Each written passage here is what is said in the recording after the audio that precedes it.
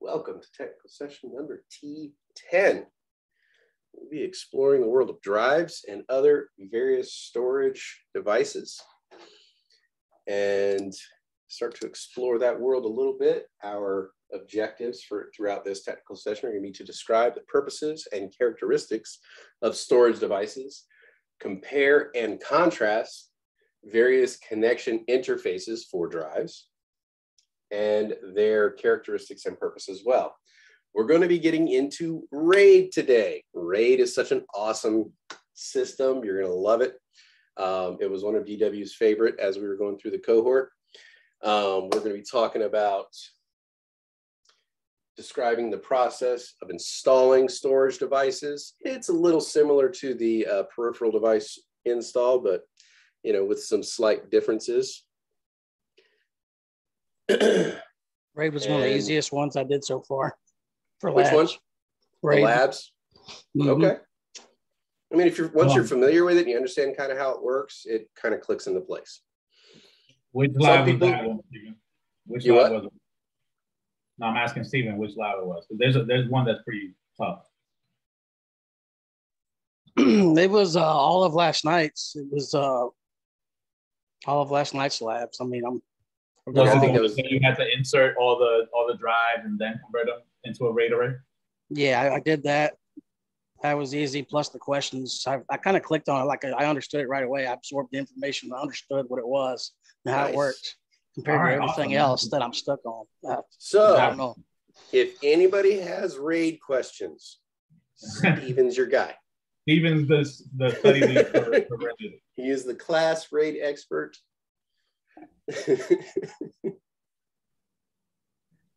All right. Also, we will be able to identify common hard drive problems and describe how to solve them. Unfortunately, one of these solutions is to just offer up your condolences to the customer and say, I'm sorry for your loss. But, we'll walk through these as we go.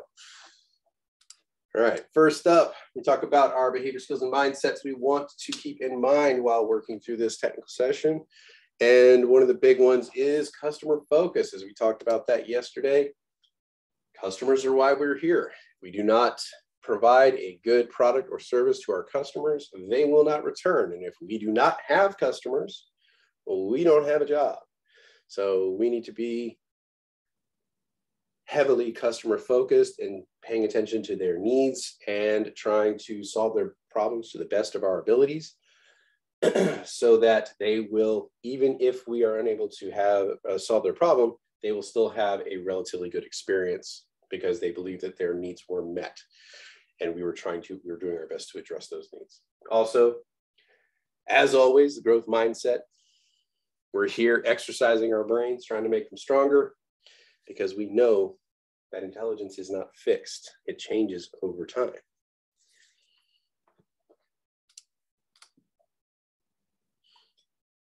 In a very general sense, what is a drive? What do we mean when we're using that particular term? In very general terms, it's basically a data storage device that we use to record, hold, and or process information. So this would be a drive.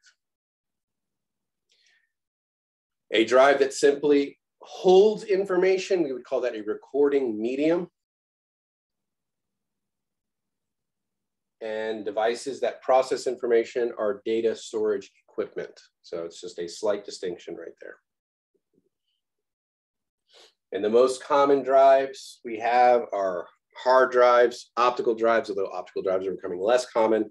And more so, we're seeing things like jump drives, or also known as flash drives, things like that as well, becoming significantly more common. Here are the 5 main types of drives we'll be discussing throughout this particular course. You have your optical drives, which encompasses your CDs, DVDs, Blu-rays, anything that is utilizing a laser to read that medium or write to that medium. HDD or hard disk drives, also called mechanical drives. They use a magnetic head to read and write onto what are called platters, which are spinning disks inside that particular drive. When you hear the drive kind of humming, that's that platter inside spinning around. and it operates utilizing mechanical parts. Then we get to the more modern iteration, which would be the SSD or solid state drive. No mechanical parts, like no moving parts inside of it, and data is stored in blocks similar to flash drives. And then we get to hybrid drives, which is kind of a combination between your HDD magnetic and your SSD solid states. It kind of has both in a single package. And then a little bit old school, but interestingly still used a lot, especially with archival information, are your tape drives. And much like old compact, cassettes, if you remember those, where they had that little magnetic tape, or on the back of a credit card, you have that little, tannish strip on the back there. That's a magnetic strip, stores information. Tape drives do this as well. They're able to store information for very long periods of time without having that information degrade. So it is very useful for archival data. All right, optical drives. First, kind of getting into this. Starting with your CDs. They have a capacity of roughly 700 megabytes. Not very much, right? And then we get to DVD, things got a lot better. And the options got better too. Because we had multiple ways, depending on the types of lasers we were using, to be able to store the data. We could either store it in a single layer or a double layer. And we were able to utilize both sides. But this changes the amount of data we can store each time we do this. So you have single side, single layer, only about 4.7 gigs. Double side, single layer. So you flip the drive over and store more information on it. Little bit over 9 gigs.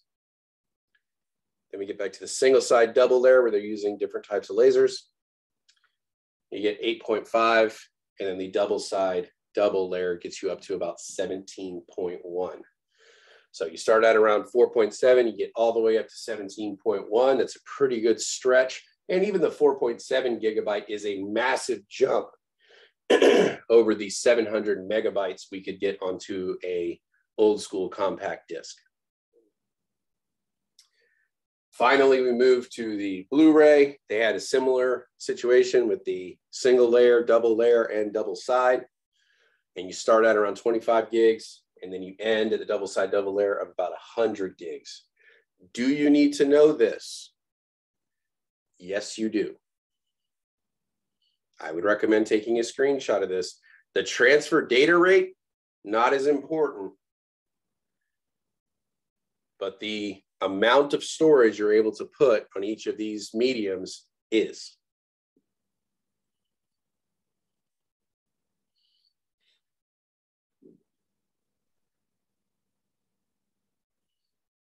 So I do recommend a screenshot if you get a moment.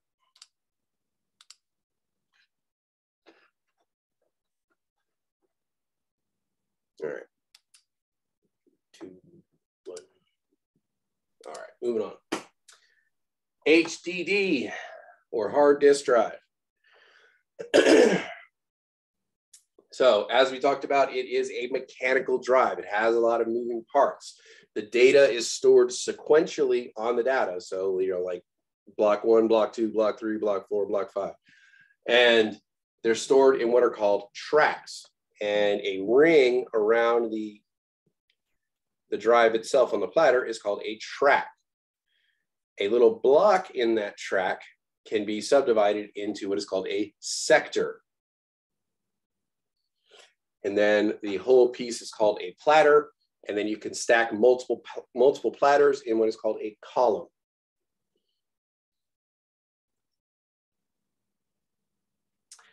The spindle, which is the centerpiece of the platter, that is what allows the platter itself to spin around.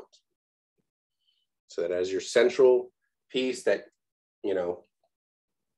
helps the drive, continue to move. The information is written to and from the mechanical drive with a magnetic mechanism, which is the head of this arm here. It is the read-write head, and it moves back and forth along the drive as it's spinning, reading and writing from the drive, to and from the drive. That mechanical head is being moved around on what is called the actuator arm, which is this, just basically, it's this kind of arrow-shaped piece right here that moves back and forth, allowing the head to read and write.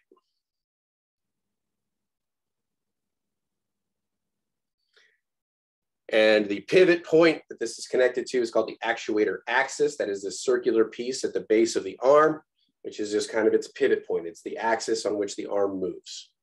And an actuator itself is kind of like a piston that can move in and out. It's a simple mechanical mechanism, and that is what drives the arm itself. So it's the actuator sits behind the arm and helps pivot the arm on that axis.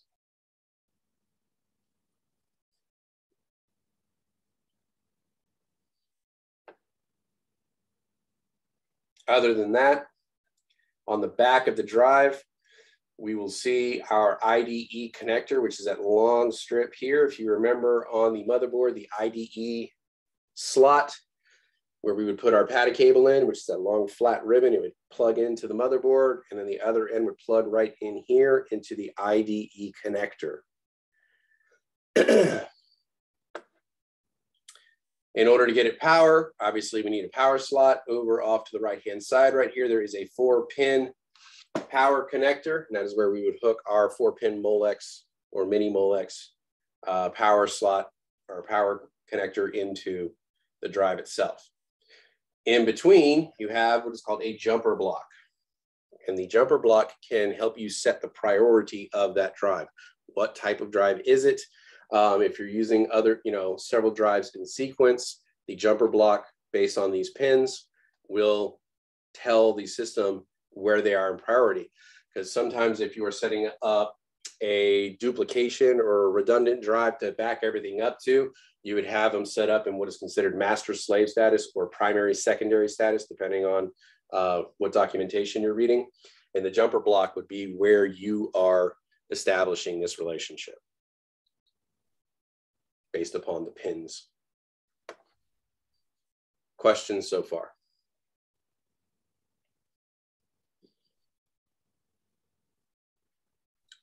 One good question. Do we need to know the anatomy of a mechanical drive? Yes, we do. So this would be a good one to take a screenshot of as well for study purposes. This will be something that we will have along with on that Jamboard that DW was showing you yesterday. We do have a picture of this on there. We have a picture of a motherboard and other things so you can practice, naming the functional parts. And it is a wonderful and powerful study tool that we utilize.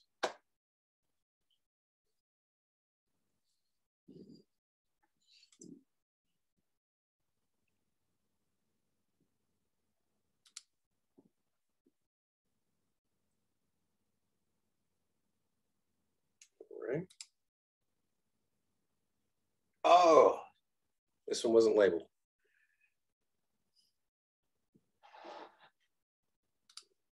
Let's see here. Who's got their camera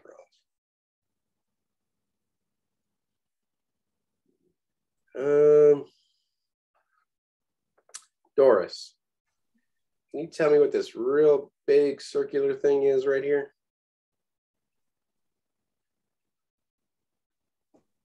You said what? Is it what? You said tell you what that in the middle is? Yeah, the big circular thing right here. What is this? Isn't that a CD? It's not a CD. It's inside a hard disk drive.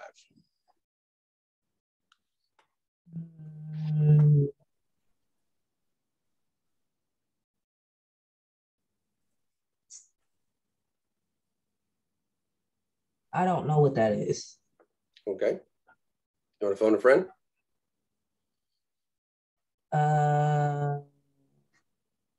You said phone a friend or pick somebody off here? It basically picks somebody else here. Oh, Jarvis. JR?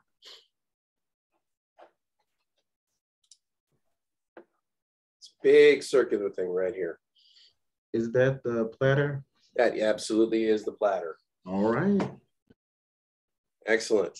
So yes, that big circular piece, that's where all the information is being written to and read from. So that is the platter, big metal piece or disc that everything is stored on. Nice. All right. Rebecca, what's this piece right here in the middle of that platter right here? It's a little centerpiece.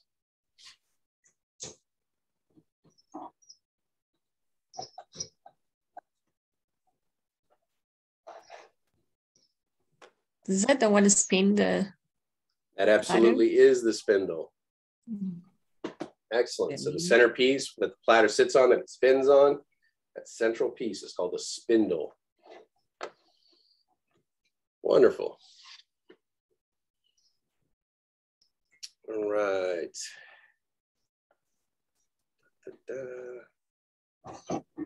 Cedric, what is this little piece right here in the end?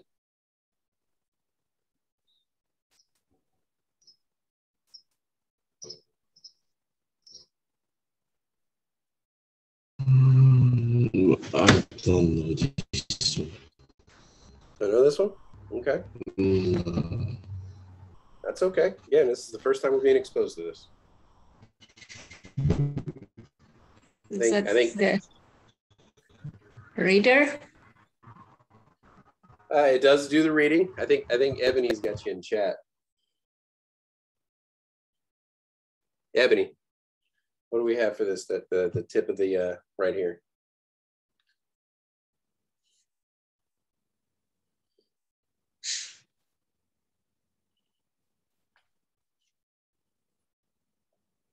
You got it right in chat.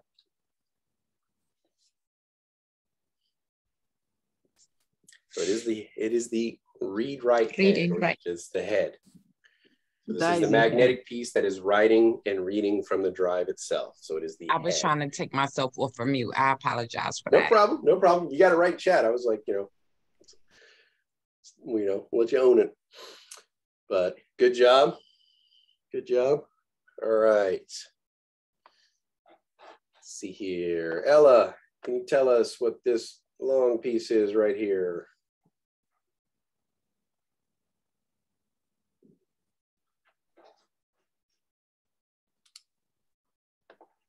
The actuator, I don't know how you pronounce it. Right here? Well, you got actuator. Is that what it is? Yeah. Not quite the actuator. We got getting some help in chat though. Oh, the arm, the actuator arm. The actuator arm. Okay. Very specific. Yes, excellent. Right. Nice work. Stephanie, what is this little round piece at the base of that actuator arm? The actuator axis. The actuator axis. Very good. Yes, very good. Actuator axis. So right here at the base, that's what the arm itself pivots on, is that pivot point. So good job. And then let's see here. Melody, what is this piece back here in the back? This little kind of U-shaped metal block here. What is that?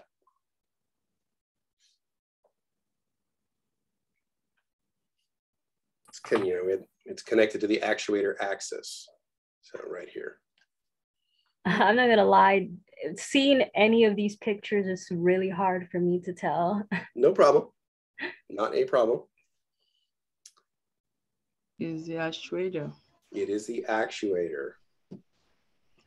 So you have the read-write head, which is connected to the actuator arm. And the actuator arm is connected to the actuator axis. The actuator axis is connected to the actuator itself. You guys are doing great. The only piece that is not labeled on here that I would also say be aware of is this little piece off to the side here, off to the left. That is the data ribbon.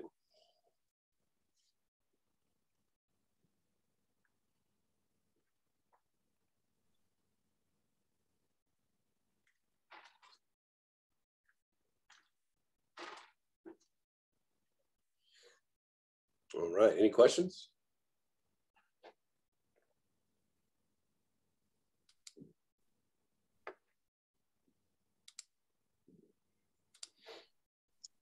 All right. You said data ribbon or ribbon? Ribbon. Ribbon, okay. Like a bow, like a ribbon, they tie a bow, I guess.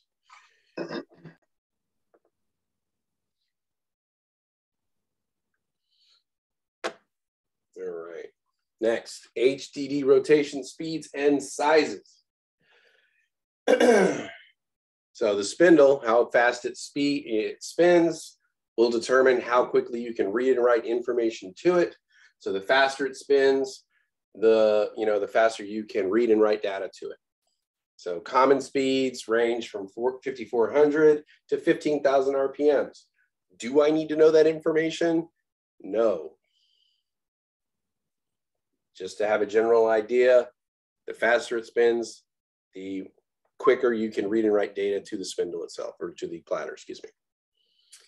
Now, the sizes of the packages, like the hardware, the hardware drives themselves, there are 3 common sizes that you will come across. You have your 3.5, which is 3.5 inches wide. That is your typical size for a desktop.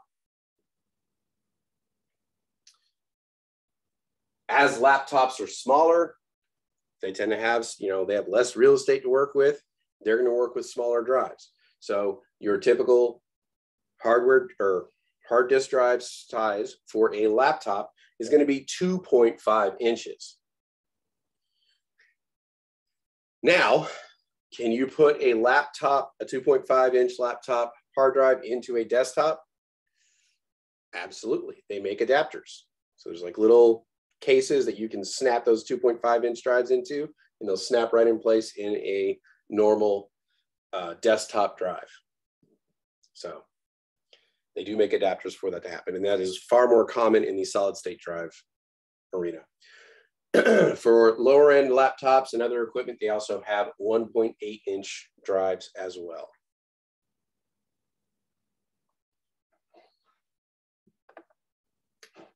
This part you do need to know with regards to the drive size.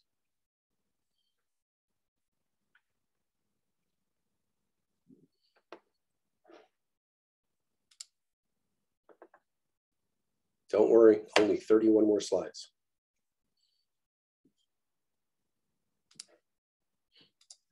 All right, SSD, solid state drives. Beautiful part about these, no moving parts. There's less to break down on these.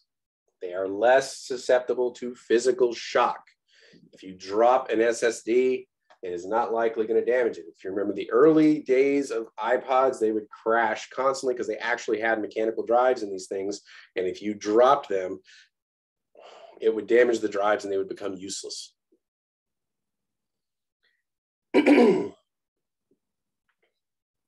They are considered non-volatile memory chips. What does it mean when we say non-volatile? Long-term memory. Long-term memory. Very good. Thank you, Stephanie. The other beautiful part about these is they have significantly lower access time. So they're able to, write and retrieve information much faster than you can off of an old school hard drive. Yeah, I guess you would say it would depend on the power of the magnet, but yes, significantly less susceptible to magnetic interference as well.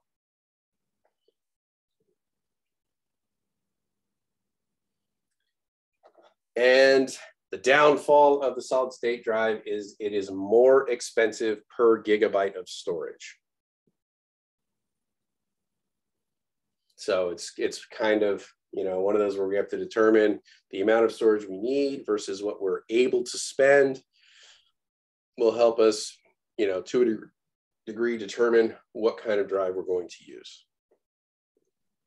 And at the time of this, which was, you know, like I said, about 5 years ago, the price point difference between a hard drive and a solid state drive was significantly more. Now that has come down a lot to where it's a little more of a nominal cost difference. But we're getting into other storage mediums that are more expensive and even faster. So the market is moving on.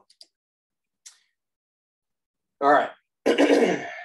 Other types of solid state drives kind of need to be aware of. We have flash drives, also called thumb drives, jump drives, travel drives, flash drives. Those are all interchangeable terms for those little USB sticks that you see, or you would use to kind of store information on and move along. They are considered to be hot swappable, although I always throw a caveat on this. If you are operating off of USB and you snatch it out while it's working, you do run a high risk of damaging the data that is on there. And a lot of times it will say you need to go and eject the drive. So you right click and say eject drive, and then it'll say, okay, drive shut down, you can pull it out. That is technically considered what is called warm swappable, where you can still remove it while the power's on, but you have to make proactive actions to tell the system that you're going to be removing it. Versus hot swappable, which it doesn't matter. You can just unplug it and plug it in as you see fit. CompTIA considers it hot swappable. I debate that point. So, all right. Other types you have, there are two types. There's type 1 and type 2, what are called compact flash drives. They're roughly about 5 millimeters thick. We have pictures of them on the next page. They are used directly into a PC slot card, which sometimes you'll see those on the side of laptops. There's a little, it's like a little port that you can stick things in that has a little button next to it. They're not heavily used nowadays, but I would say 5-10 years ago, they were still pretty heavily used because they had a multitude of functions.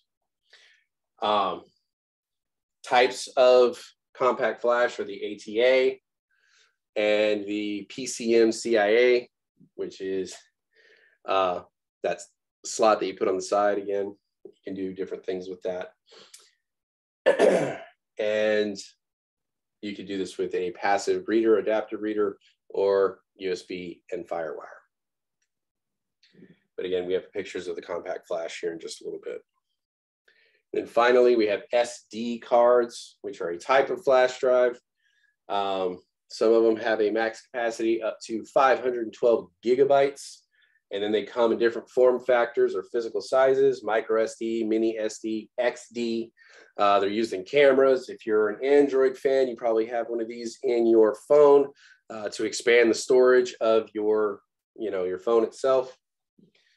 So they are pretty versatile pieces, but most often used in like GoPros, digital cameras, camcorders, things like that at this point. Questions so far?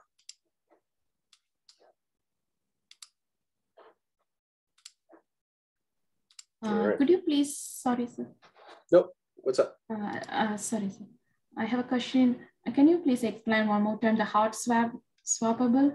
Hot swappable? Uh-huh. Okay, so you have three terms. You have what's called hot swappable, you have what's called cold swappable, and you have what is also referred to as warm swappable. Cold swappable means the system needs to be completely shut down before you disconnect these items. So they have, the system has to be turned off to disconnect or hook up these items for them to be recognized by the system and not be severely damaged. Then you have hot swappable, which would be something that could be plugged in and unplugged, and it doesn't matter if the system's on or off. It'll recognize it or not recognize it as it's plugged in or not plugged in. Speakers are a good example of hot swappable. Microphones. keyboards, mouse, you know, these are all hot swappable devices. They consider USB to be hot swappable.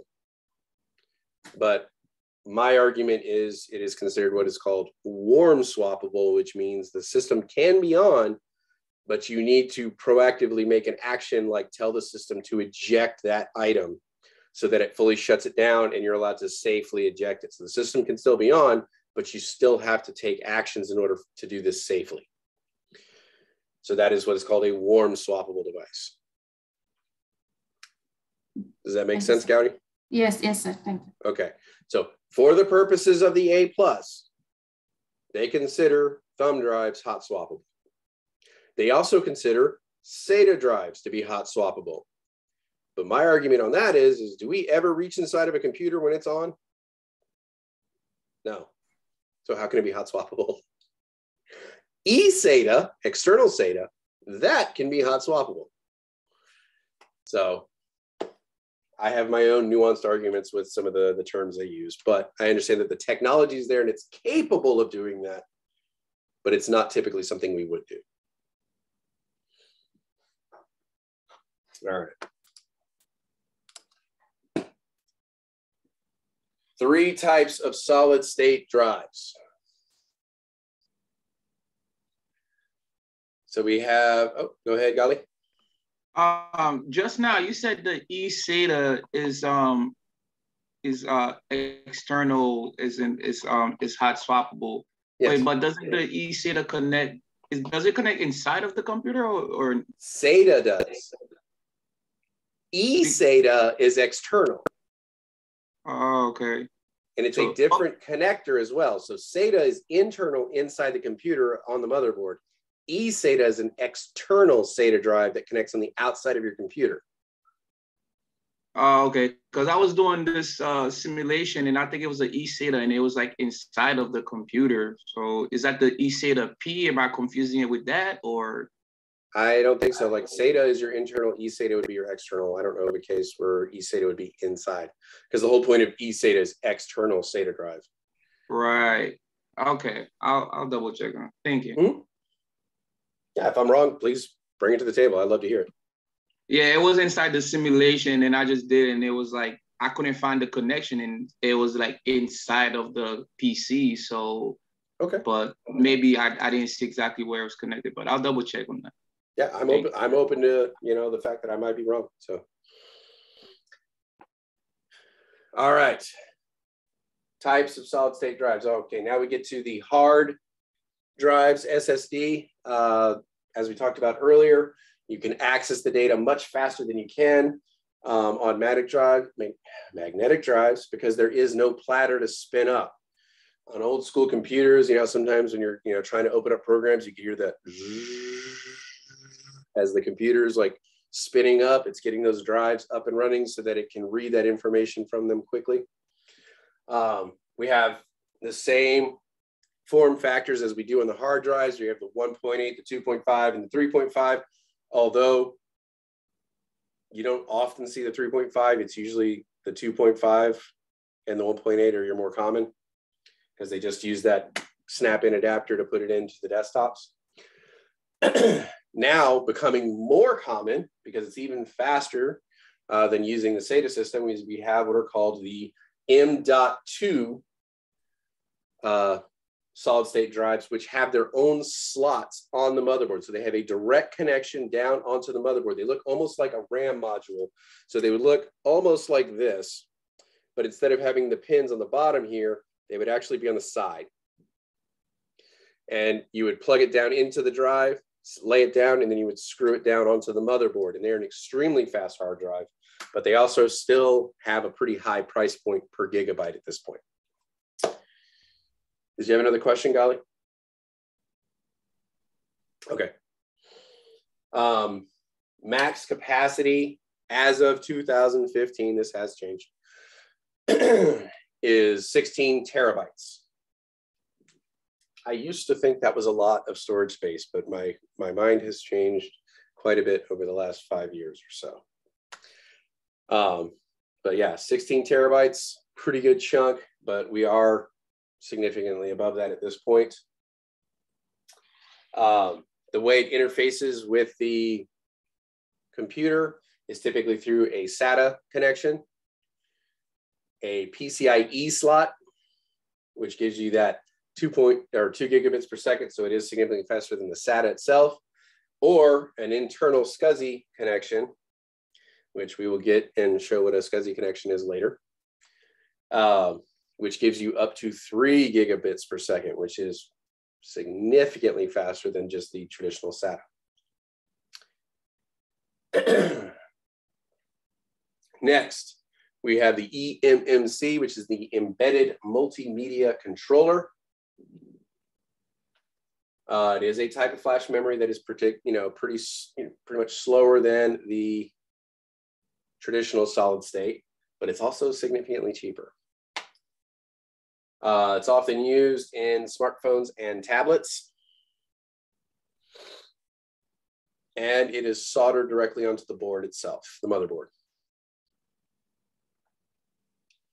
But it has more in common with an SD card, like the smaller flash cards, than it does with an actual SSD drive itself. So eMMC, typically in your phones and your tablets, is the standard memory, although those of you with the Android phones can use the micro SDs to expand that memory even further. Is there a lot of Chromebooks as well? Chromebooks, yes, I would agree. Mm-hmm. The new iteration, the 1101, gets into Chromebooks a little bit more. Around this time, Chromebooks were still kind of a niche market, but they're becoming significantly more common nowadays. So they didn't really spend a lot of time on Chromebooks, unfortunately, with the 1001. But 1101, it looks like they're changing that and updating that. All right, here's a quick little visual, good one to take a screenshot of the different types of compact flash cards that you will see on a regular basis. Some of these look familiar, like these. You would use them in your, if you had camcorders or DSLR cameras, or even point and shoot cameras, they would use these. The micro SDs right here, that'd be more modern ones that they would use on phones and cameras and whatnot. Older cameras would use these bigger, fatter, compact flash ones. They didn't have a whole lot of storage on them. They were much bigger profile, but it still was faster and took up less space than traditional film cameras would. So it's a nice, good one to just kind of have a picture of, just so you can kind of see the different shapes and sizes.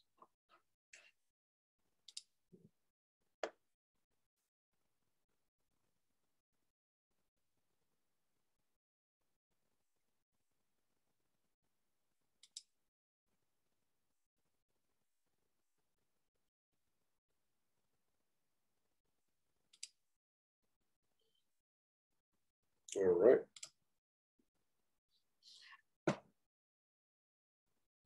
So here's a quick example of an external card reader. You don't really see these that much anymore. In fact, there were many computers that actually had this built in for about 5 years or so.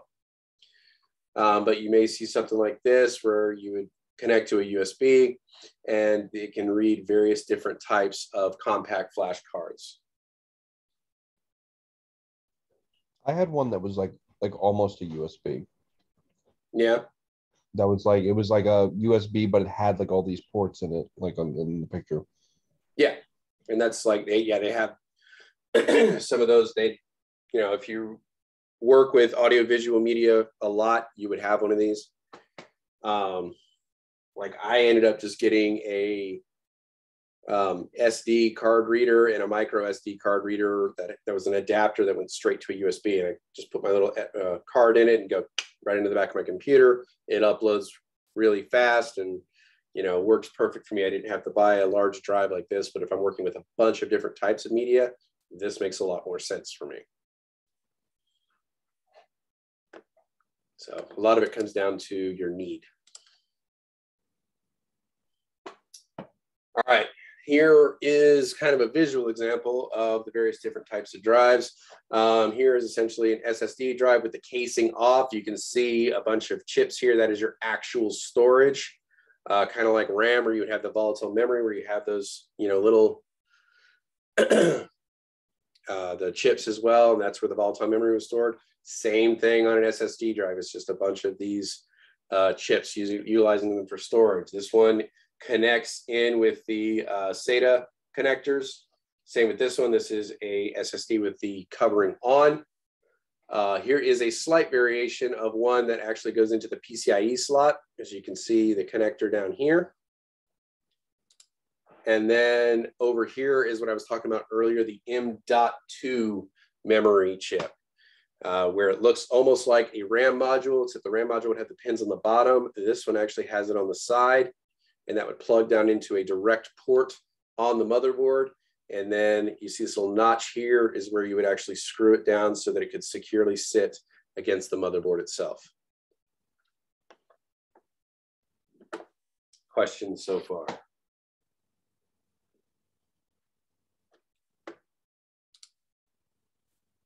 No? All right. Hybrid drives. Kind of straightforward. It is a combination of mechanical and SSD drives. It's where you would need significantly more storage space, but the price point on a solid state drive is just a little bit out of what you're comfortable spending or wanting to spend. So the option would be a hybrid drive. So you have two different options here. You have the dual drive hybrid, which contains both types of drives in the same package. And it allows to optimize your performance based by placing the most frequently used items in the solid state portion and the less frequently used information on the mechanical drive itself. And then you have the solid state hybrid, which includes solid state flash in a traditional hard drive and in the single storage device. And what it does is the data that's most related to the performance for the computer itself, like operating systems and stuff like that, would be stored on the flash memory, and that would result in improved performance. And some people do this without actually paying for the actual hybrid drive themselves. They may have just installed two different drives, like they'll have an SSD drive and then they'll have a mechanical drive. And what they'll do is they'll store their documents or photos and, you know, certain media on the hard drive and then store a lot of the stuff that they need quick access to, like if they're doing games or operating systems and applications and stuff on your solid state. Questions so far?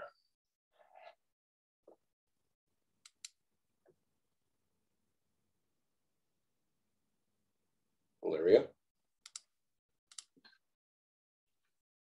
Tape drives. Or if you try to write a Kahoot in the middle of the night and you're tired, you might call it a tap drive. Tape drives, backup, they are essentially used for archival storage or backup. You can install these either internally or externally and use a magnetic tape medium instead of a disk storage.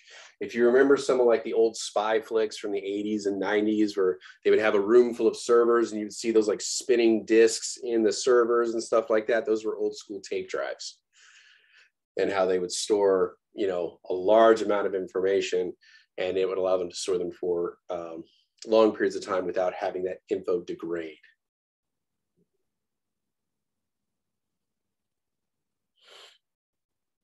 All right.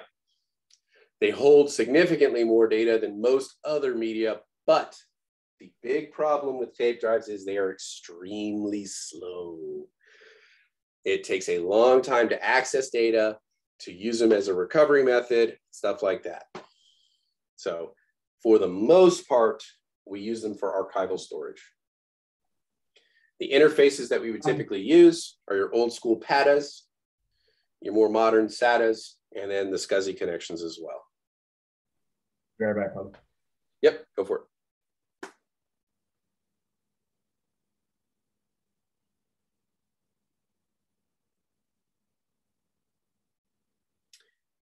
All right. Also, an external tape drive can connect to a computer utilizing an USB, a FireWire, or an eSATA. So that would be your external connectors. Your internal connectors would be PATA, Sata, or Scuzzy. I have one that uses Scuzzy. Oh yeah, external. Yeah, external. Okay. Yeah, they'll what is it called again? Something Vault. But it's the one with the 8 drives in there, 8 tapes in there for the week. Okay. Yeah. And it's a tape drive? It's a tape drive, yeah. Oh, right on.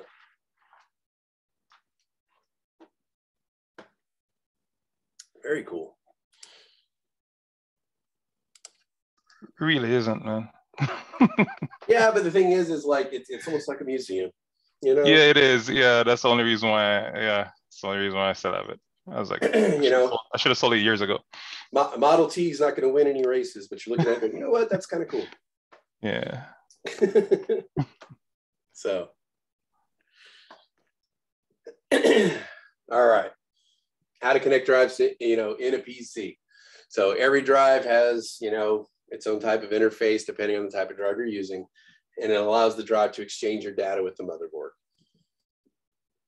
It can either be an internal or an external drive, depending. And obviously each interface has its own types of connectors. We learned a lot about connectors yesterday.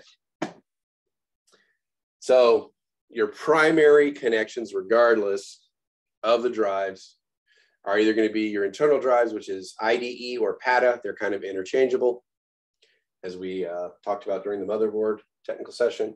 You have your Sata connectors, those little L-shaped ones. They usually operate in banks. And then we have our Scuzzy connectors, which we haven't seen one of those yet, but we will soon. Externally, you have your eSATA. Always pay attention to that E, because that means external. Don't get tripped up by that. And then you have your USB family, which is the most common. And then your FireWire, which is, though it is becoming a legacy technology, I still am fond of it. And then Ethernet for your network storage devices.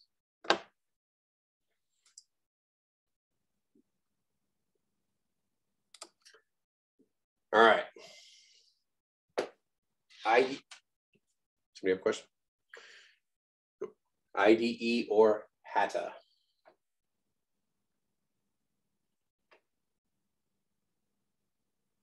True. That's how I got into FireWire, actually. I had a iMac. All right, so IDE stands for Integrated Drive Electronics. PATA is Parallel Advanced Technology Attachment. SATA is Serial Advanced Technology Attachment. They send data over what are considered 40-pin or 80-pin wire cable ribbons. They're very long, wide, and flat. We'll look at one here in just a minute. They're easily identifiable inside of a computer because it's just a very weird, wire. So that thin, neat little, wires as we see them now. Everything is laid out next to each other. Maximum cable length on these is about 18 inches. So not very far at all. But inside of a desktop tower, that's plenty of room. PATA drives use standard Molex power connectors. So use the 4-pin or the mini 4-pin typically. They can transfer around 133 megabits per second. And some of them actually would connect 2 drives to a single IDE connector. And that's where we talked about where you could set one as a master and slave, where they're like duplicating each other, or primary and secondary. So when the drives are like duplicating each other, you would set one as the main drive and one as the backup. And then you have the ATA3 introduced self-monitoring and reporting technology, which is what we call SMART. We'll get into this a little bit. This is something that kind of monitors the hard drive, kind of tracks errors and conditions of the drive, and can, not 100% of the time, but can alert you to the fact that one of your drives is about to fail. So smart technology within hard drives is a technology that monitors the drive and can let you know if the drive is starting to fail. That's self-monitoring and reporting technology. Yes, you do need to know that. That is a really good term to remember.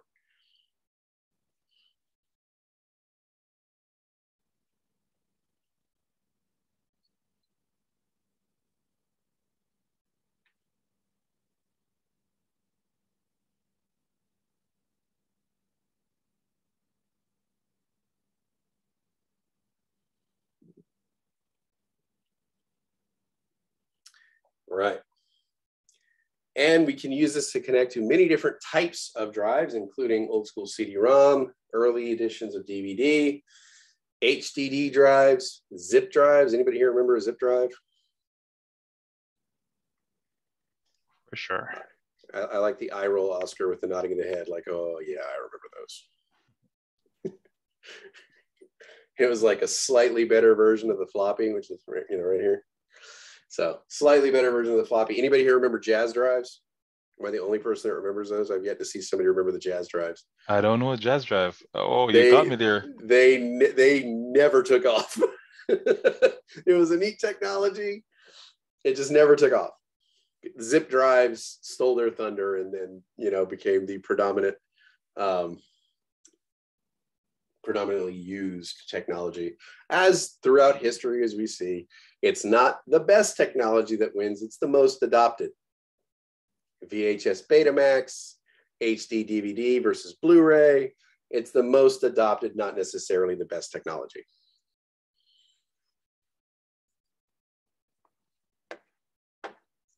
Just going to say that hurt, Bernard. That's all I'm saying.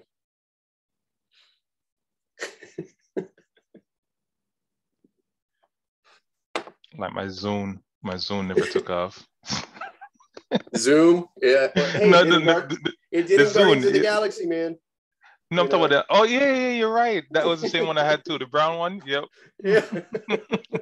It took off in Guardians of the Galaxy, man. Zune. All right. So here is kind of what an Ide cable looks like. So you have the 40 wire and the 80 wire. Like I was talking about, you have the Ide connector, which goes down into the hard drive like we were speaking. This is what the cable looks like. It looks like a big flat piece of tape or a ribbon, something like that. So it is very, very long and flat. And then they would connect to the Ide portion on the back of the drive. And then here you can see that 4-pin Molex a little bit clearer than the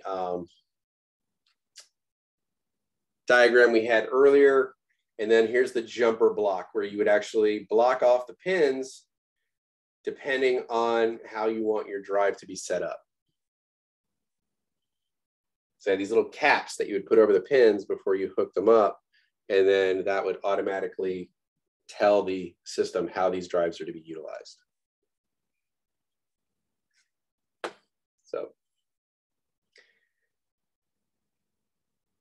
question.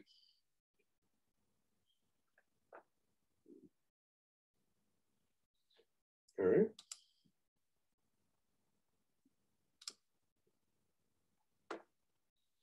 Sata connectors. This is the more modern rendition of the PATA. It uses serial transmission as opposed to parallel. And it creates a point-to-point connection between the SATA device and the controller, which is the host bus adapter. Unlike PATA, which could connect 2 devices to the motherboard itself, SATA can only do 1.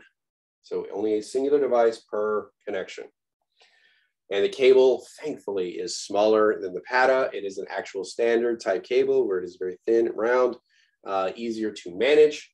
And it utilizes 7 wires as opposed to 40 or 80 wires. The maximum cable length for a SATA connector is about 40 inches or 1 meter. You would need to have one heck of a tower to need more than this. Although I'm sure somebody has built one. And then we get to the the statement where it says allows hot swapping. We've already talked about that one. There are 3 revisions of the SATA at this point. We have SATA 1, SATA 2, SATA 3. Each one, and now we have SATA Express, excuse me, which is 3.2, which can go directly into the PCIe connection rather than going into the SATA connectors themselves. Now, please remember for the CompTIA A+, that SATAs are hot swappable.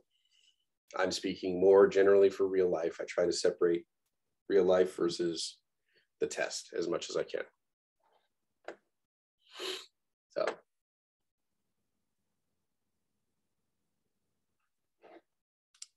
I have a great meme for the Windows phone. I'll show that one later when we get to mobile devices.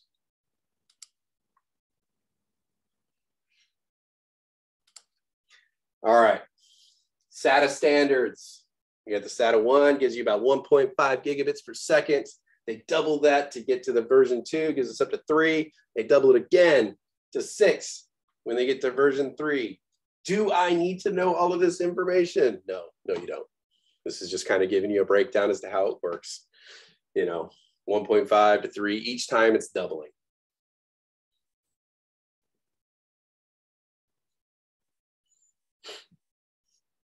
I guess they go for the doubling because, you know, would you really invest in a whole new technology if it was just 5% faster? Would you change over your entire network for a 5% increase in speed? Now, if you could double your speed, you'd probably consider it at that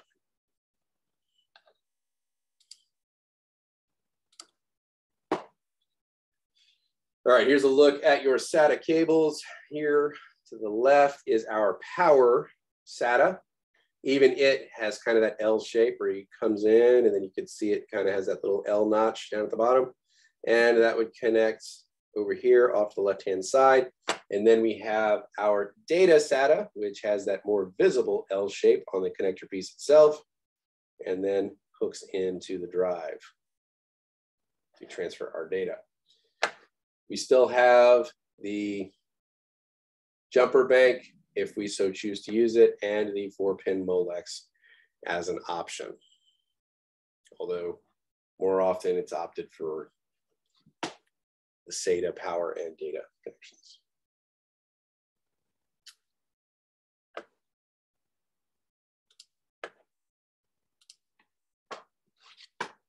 All right, here is your first look at a Scuzzy connector, which stands for Small Computer System Interface Standards. IT industry was going for a different name with regards to this one, but unfortunately, the memeing world decided to go with Scuzzy.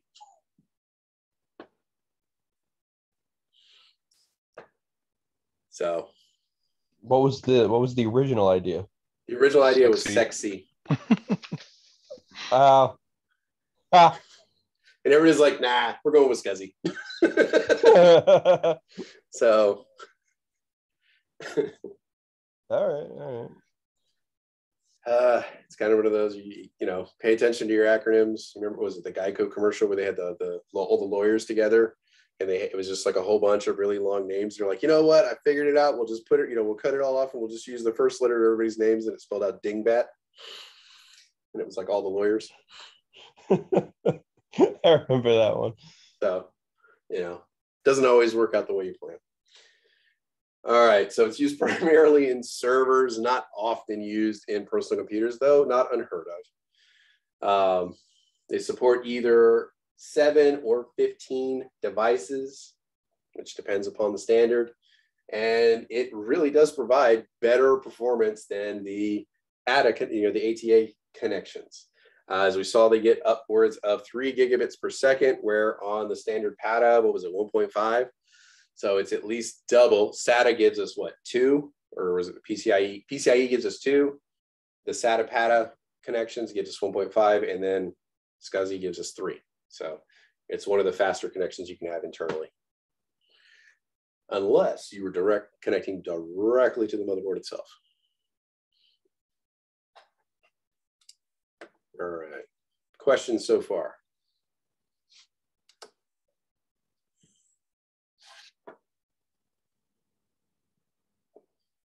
All right. eSATA, or external SATA. It extends the SATA bus to external devices. As you can see, the connector itself is different. It doesn't have that standard L shape that we're used to seeing. It is different in how it looks. It uses special external shielded SATA cables, and they can be up to around 2 meters long. They shield because, you know, want to protect from electrostatic interference and magnetic interference, because that can interfere with data transmission. We will talk about that more later. They operate off of a 7-pin eSATA port, and they run at the same speed as the internal ports using the SATA versions 1, 2, or 3. Questions so far on this?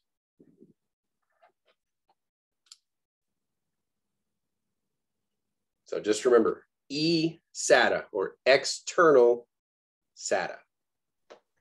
So this was for like external hard drives? Yes. If you still wanted to use a SATA connection for an external drive, there is a different adapter port, but you would still get the same speed and benefits as if it was an internal drive on the SATA bus.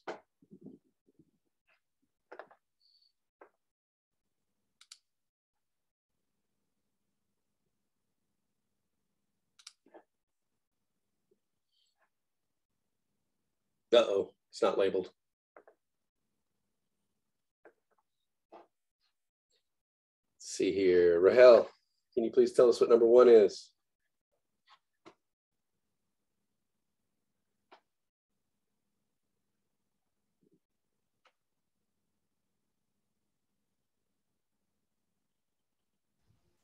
Number 1. Mm-hmm.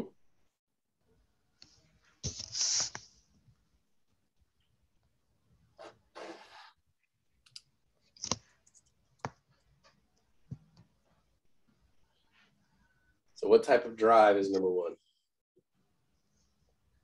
It's a hard drive. It is a hard drive. Do we know what type?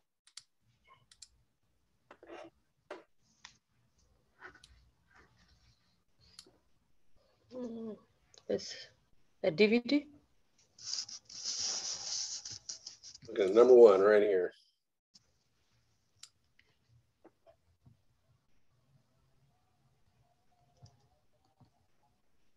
SSD. SSD, which stands for? Solid state drive. Solid state drive. Excellent. Excellent. All right. Number 2, Nessinet.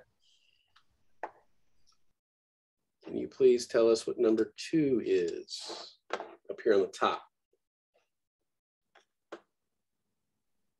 Blu-ray. Blu-ray, which falls under what family of drives? I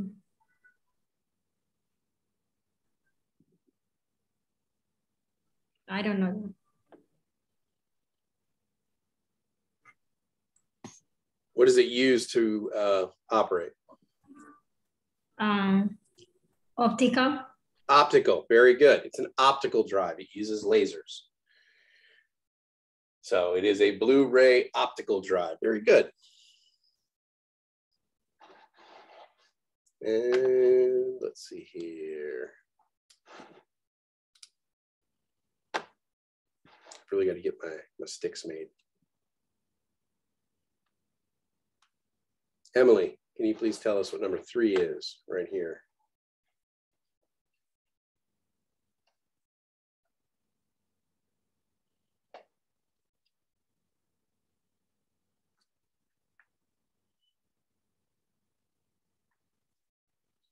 Can you hear me? Yes, ma'am. Okay. An HDD. Okay. So what type of drive, what would be another, term we would use to describe that?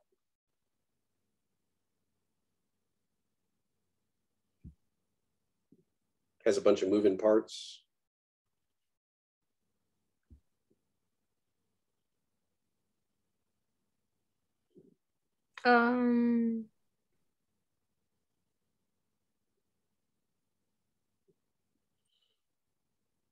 Uses, you know, some machinery. I'm not sure. Get some help in chat.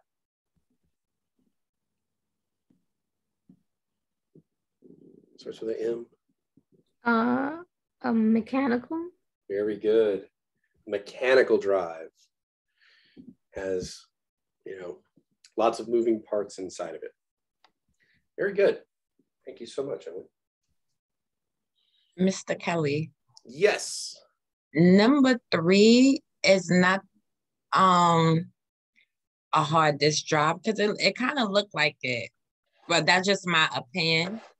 Because I was looking at the circle, like with the tape over it, it kind of looked like the spinner underneath it. Yeah, so I that's where the platter would be. Okay, so is it okay? So mechanical and hard drive is 2 different things. No, it's the same thing. HDD or hard disk drive is also called a mechanical drive. Okay. So it's another term you'll hear people use when they're describing it. Mechanical drive. Okay. Mm-hmm. All right. Just another word for the same thing. And if you hear somebody say like a IDE drive, they're talking about the same thing too. Because their older ones will be connected with the Ide cables. Yeah. So, true. All right. Oh, we get some connectors now. Let's see here. Jamari, can you tell me what number 1 is? What type of connector that is?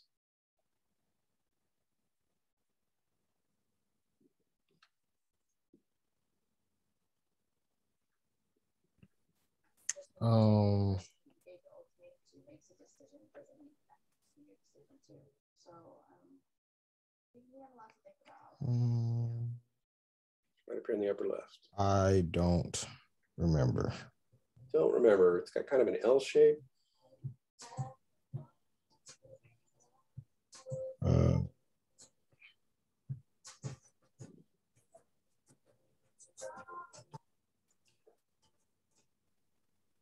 I have no idea. Okay, you want to phone a friend?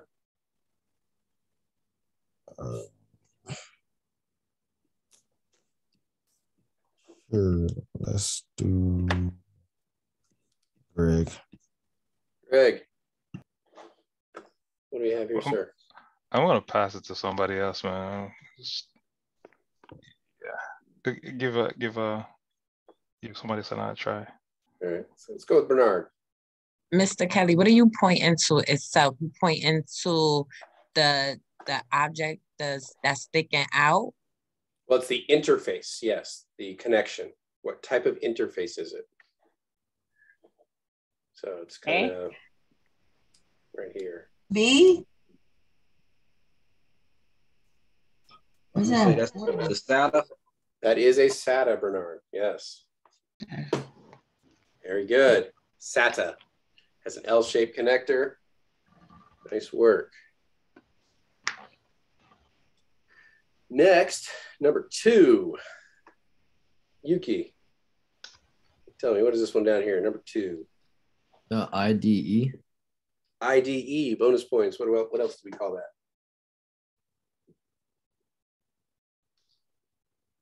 I'm not sure for the bonus points. Getting some help in chat. A PATA. PATA, very good. PATE or IDE. Very good. Thank you. All right, number 3. It's gonna be this broad one right here. Go with Oscar on this one. It's broad interface right here.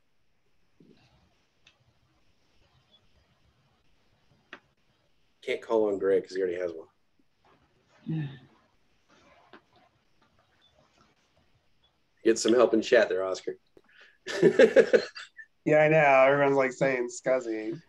Is it the SCI? Yeah, that's it. The SCSI, the Scuzzy Connector. SCI. Yeah. Yeah, I was gonna say the sexy connector. There you go. Yes. I like that. I like that. Sexy. Let's bring it back. That's what. Yeah, I was trying not to go to that joke. Justin Timberlake reference, by the way. I've never seen an internal Scuzzy connector. I've only seen external. Mm-hmm. Me too. That's what I'm saying. Well, no, that's not true. But yeah, I've seen a lot of externals. The iScuzzy is what it's called, actually.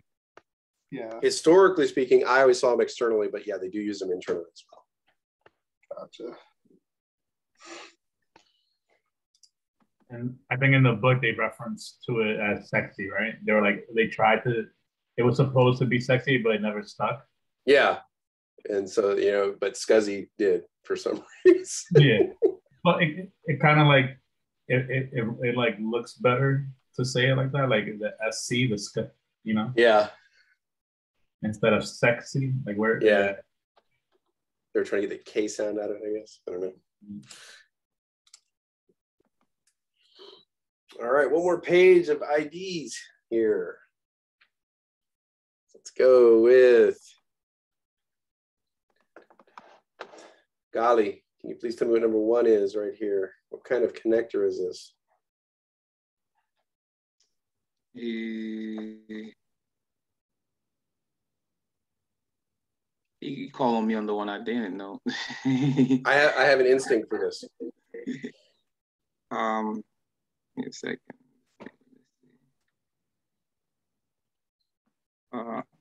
We'll go with the PCI, I guess. No. PCI? No, not quite. Is it the power supply? It looked like a power supply. Well, I mean, this one's got the pins sticking up, but the power supply would have all the place where the pins would go down into the board, right?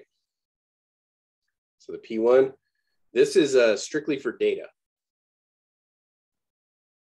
This is a data connection.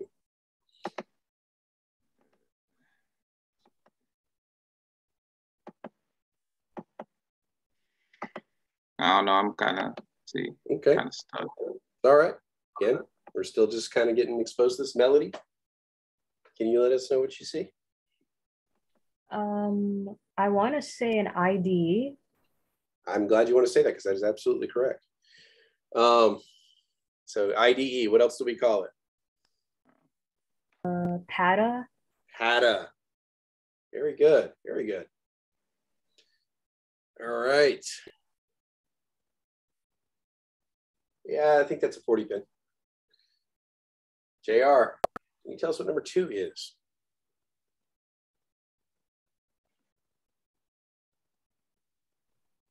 Number 2, yeah, right is it a, what is it called? I'm gonna go with the chat. Maybe it's a Scuzzy. I'm not sure though. No. Look, it's a broad, fat ribbon. Look at that. It's like a long piece of tape. Oh, okay. I wrote this down. 1 second. I think. Not it. Is it the 40 wire? It is the 40 wire. So you're knocking on that right door. You were right there. So Ide Cable. I'm gonna go with what Oscar said. Ide Cable, also known as a PATA cable, correct? Yes. So IDE, also known as a PATA. This is what the cable looks like. This up here is what the connector looks like. So this is what you would plug in up here. So you would get the first one by counting the pin, like I guess in the picture, or well, no, based on the shape and what it looks like, you would call it an IDE or PATA. PATA comes in 2 different sizes, which is a 40 pin or an 80 pin. Okay. So you would know it was an IDE or PATA, and then based on the number of pins, you would know if it was a 40 or an 80. In the middle. Okay. Mm-hmm. Just male or female, so yeah. Yeah. But it's just it's both ends of that connection right there. Finally, last connector, number 3 up here. Let's see.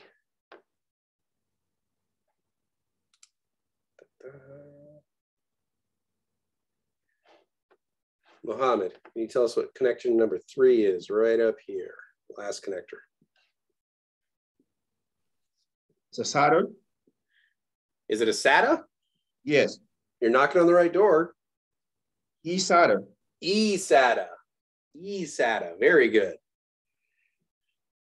eSATA. That is our external connector for SATA. Nice work, guys. Everybody. Oh, it's about to get fun. But before we have too much fun, let's take a little break. Get up, walk around, get the blood flowing a little bit. Okay. RAID, or redundant array of independent disks. RAID essentially is a data storage technology that combines multiple physical drives into a single logical unit. So your main purposes why you would implement something like RAID would be for data redundancy or increased performance, or both. If you have redundancy in place, if a single drive of a RAID array fails, the others are there essentially to keep the data safe. So depending on the type of data you're handling and the requirements of your industry, you may need to set up systems like this.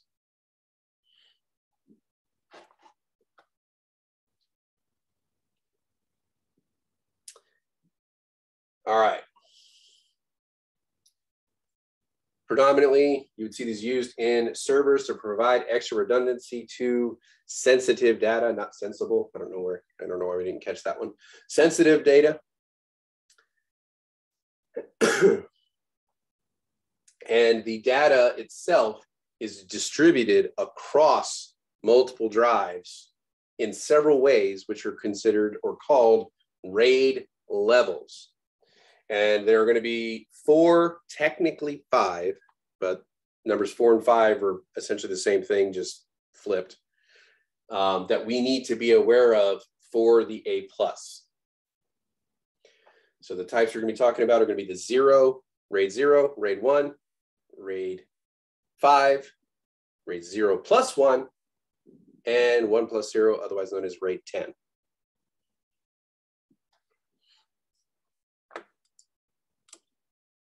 All right. RAID 0. This is also known as disk striping. So this is another term they would consider it. Essentially, you need a minimum of 2 drives in order to set up a RAID 0. So 2 drives minimum. It does not provide any redundancy. All it is doing is increasing the size of your storage, and you're writing the data across the 2 drives. And then the big negative of RAID 0 is if any drive fails in your RAID 0 array, all of your data is lost. There is no recovery. The upside of RAID 0 is it increases performance significantly because you're spreading the workload across multiple drives for writing the information to the drives themselves and reading the information from the drives. Now, here's kind of how it works. So I'm going to perform some really horrible art here for you guys. So, you're going to have your disk drive silos here.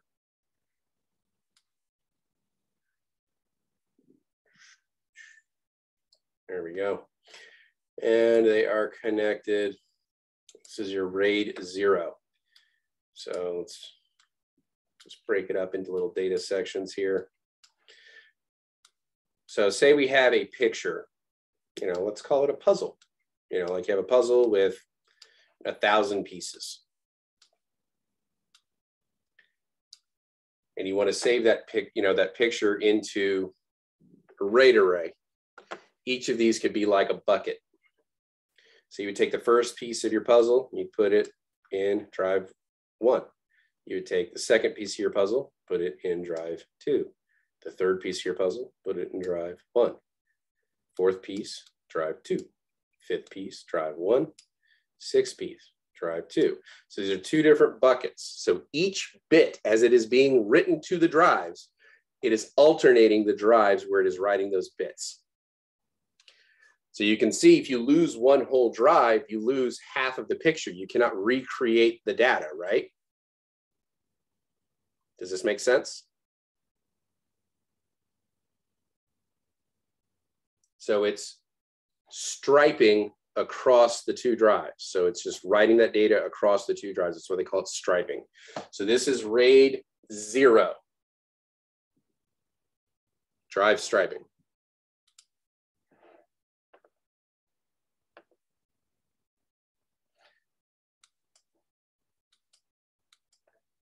RAID 1, also known as mirroring or duplexing. What this is doing is creating a redundant set of data or a copy of the drive itself. Like RAID 0, it requires a minimum of 2 drives, and drive 1 is going to look exactly the same as drive 2. You don't get any increased performance, you don't get any increased storage, but what you do get is increased data integrity or safety, because what I write in drive 1 appears in drive 2. So if I put 1 bit here, that bit is duplicated over here. My second bit is written here, it is duplicated in the second drive. Third bit here, third bit is duplicated. So everything that is done in one drive, the exact same thing is done in the other. This is a minimum of 2, and each time you increase, you have to increase it in pairs. So you would start with 2 drives. If you want to increase RAID 0, you would jump to 4 drives, and then you could go to 6. But each time you have to, add 2 drives. So RAID 0, it breaks it up and alternates the drives where it's putting the bits. No redundancy. If a single drive fails, you lose all of your data, but it's faster. Redundancy or mirroring, RAID 1, no extra speed, no extra storage, but you have data security. So if you lose a drive, you're still okay. So you have a redundancy of 1.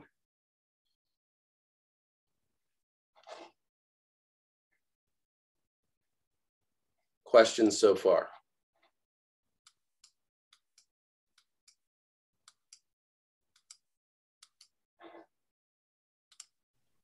Mr. Kelly, oh, sorry, I'm sorry. So with RAID 0, why you can't go back and if you make a mistake, why you can't go back and correct it? What makes you not able to correct it? Oh, it's not that you can't correct something. What it is if the drive fails, like if drive A breaks, there is no recovering that data. Because you've lost half the picture, you can't recreate it. But with RAID 1, you could recreate it because you're duplicating it. Yes. Okay. So with RAID 1, what you put on drive 1 is duplicated in drive 2. They're the exact same. They're mirrors of each other. So if you lose drive 1, you still have drive 2. And then what you can do is you can take another drive, put it in there, plug it into the RAID array, sync the drives again, and you now have 2 drives again. The data is still intact. With RAID 0, if you lose 1 drive, the data is no longer viable, so all your data is lost. So there is an increased risk with RAID 0. So people typically pick RAID 0 for speed and maximum storage. Who else was asking a question on this one? That was me, Bernard. Yes, Bernard. I was just basically what you said. I was just trying to look at it as a simpler term for myself. If I look at it as take the word RAID away and just put drive, then I'm just looking at it from, okay, if I have 1 drive and it fails, then all my data is lost. But if I have it in the server, which is what I look at RAID as, basically multiple drives. If I have 2 drives in there, one is backed up, basically what mirrors it or duplicates it. Basically that first drive fails, then I still got my other one to look back on. So basically that's how I'm looking at it as far as RAID. It's kind of coming to me just a little bit. Okay. And we gotta try to work on the terminology a little bit, because servers start to get into very specific things. But yeah, that's my problem. My word, like you said in the beginning, I had a whole different word from what I used to mess with computers on to what the technical term is. So I got to work it into basically being more technical with the word as far as using RAID instead of the way I look at it. But I kind of understand it through, you know what I'm saying, what's being said to get more technical with it. Okay. Yeah, our language is evolving as we are going throughout this course. So very good. So yeah, RAID 0, striping, RAID 1, mirroring. All right. Let's increase the difficulty just a little bit here. RAID 5, which is called striping with distributed parity, or just striping with parity. Who remembers what parity is? We talked about that. What is parity? Integrity. It helps with data integrity. So, checks. Error checking. Error checking. So, I mean, error corrected code was a step up from that, but the parity was that little bit that we put on the end, right? That verified that the information we received was correct, remember? So we added it up, and then we would use that parity bit to make it an even number. And then when we use that parity bit to verify it, if it didn't match, like if it now made an odd number, we knew our data was bad or wrong. So remember what I said, parity is used for data reconstruction. Here's where that comes in. So RAID 5 requires a minimum of 3 drives instead of 2. So RAID 0 and 1 require 2 drives. RAID 5 requires 3 drives. And what it's going to do is it's going to stripe the information across these 3 drives, or the drives, and then it's going to distribute a parity bit across the 3 drives.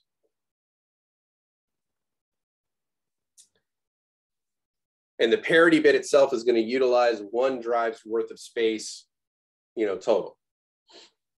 The nice thing about striping with parity is if a single drive fails, it can utilize the distribution of that parity bit to reconstruct your missing data and rebuild the drive. So if you have 3 drives in place, 1 drive fails, you can quite literally pull that drive out, replace it with a new drive, sync your drives, and it will reconstruct your data as if it was never lost. Automatically.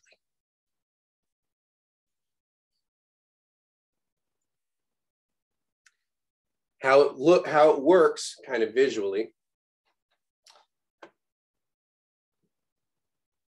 is, can you see this clearly over here, or should I do a different board? A little 3 silos off to the side here. Can we see that or no? Okay.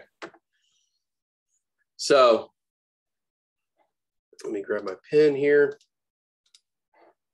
We're going to call these levels A, B,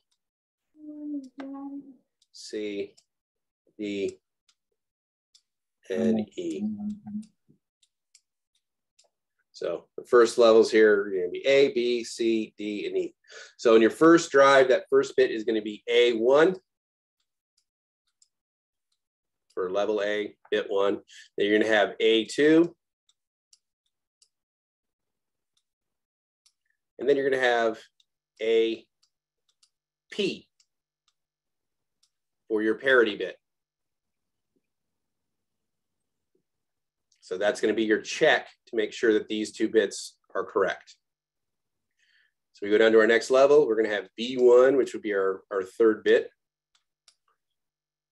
BP, because we're distributing that parity across the 3 drives, and B2. So the parity is the check on these 2 bits for level B. Then we get down to C, it's going to be CP, which is going to be our parity bit, then C1, and C2. Then we get down to D, it starts all over again. So you have D1, D2, and DP for our parity bit. So as you can see, the parity bit is moving across the drives at each level so that the parity isn't solely on a single drive. It's distributed across the drives. So if I knock out drive 1, I can sit there and look at row A and say, I know A2 is a 1, and my parity bit for A is a 0. So that means it's supposed to be an odd number. So now I know I can reconstruct A1 to be a 0, bitwise. Then I go down to the next one.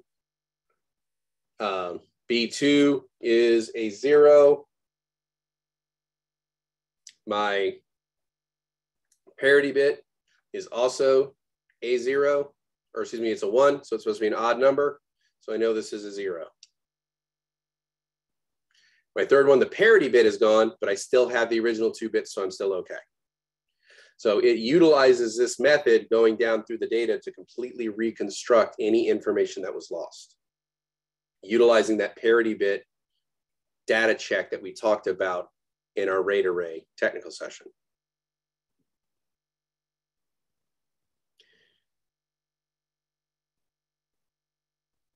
Does this make sense? Please ask questions if you don't understand. Can you explain that again, just one more time? Yes, yes, I can. So with RAID 5, so we have the 3 drives and we need the parity bit. I don't know if you can see it a little bit better on their silos down here. So on here they did 5 drives. So you can have more than 3, but you still need the equivalent of 1 drive to be set aside for your parity. So if you can see right here, as the data is written, it writes the first bit in A1, second bit in A2, third bit in A3, fourth bit in A4, and then they write their parity bit, AP. Then they go to the next level, B. They put their 5th bit in B1, 6th bit in B2, 7th bit in B3. They have their parity bit for this level, and then the 8th bit in B4. So why why does the parity, now I know the parity have to go across the RAID, that's what you call it, right? So yes. The parity have to go across the RAID. So why, for the first RAID, it lets you put in the information for the first and second RAID, and then the parity comes up on the third RAID, correct? Mm-hmm.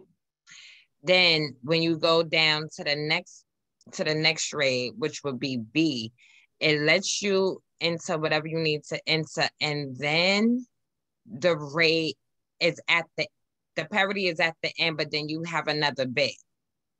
Well, the parity is at the end of that data set, but it's just stored in that 4th drive. So the parity bit is with regards to the other 4 pieces here, but they're just putting it in a different location each time to help improve the data's integrity or ability to be able to reconstruct it.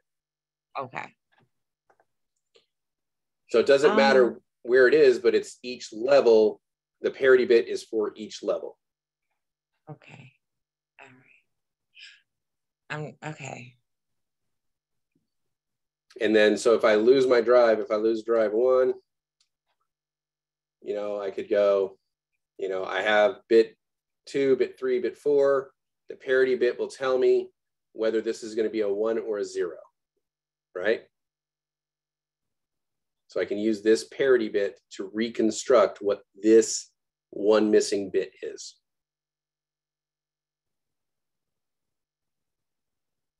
So does that make sense? I'm sorry. No problem. So a RAID is called the drive? No, a RAID is a collection of drives. Okay. So it's a redundant, array of inexpensive disks. So it's a group of drives that you're using to work together. So instead of having here 3 drives and just saving on drive 1 until it's full, and then on drive 2 till it's full, and then on drive 3 till it's full, you're distributing that information across all 3 drives to make things go a little bit faster, and then also to protect yourself in case one of these drives fails. Okay. Like if it just breaks or stops working, you're protecting yourself so you can rebuild that information. So we got this in our phones, like in the cell phones. Do they have that? No. No. Okay. A RAID array, oftentimes, here, let me stop, will look, it'll look something like this externally. So it'll be a box like this. This is a hardware RAID where you have a bunch of hard drives. Each one of these little slots here is a hard drive that plugs into a unit, and then that unit distributes the information. You can do what's called we'll talk about hardware versus software RAID a little bit, but it's multiple hard drives working together like this. So this is like a little cabinet, and they've put a hard drive in each one. You see that?